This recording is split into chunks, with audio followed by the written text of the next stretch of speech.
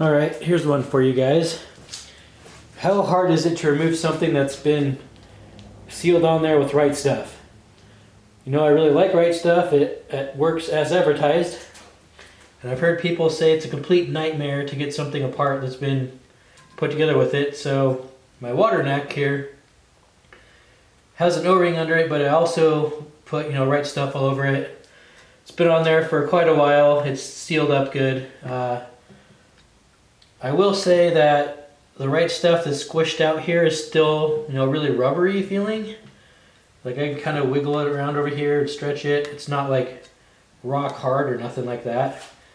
I've taken the bolts out, and this is, I don't really want to like break my hands off. Like if this, please, there we go. All right, that wasn't too bad. So I did pop off. So, okay, not bad.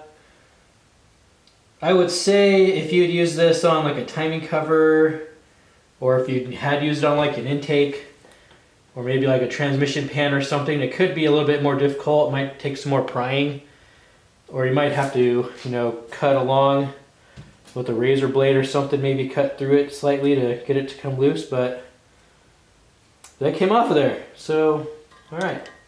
Guess that's that, in case you wanted to know.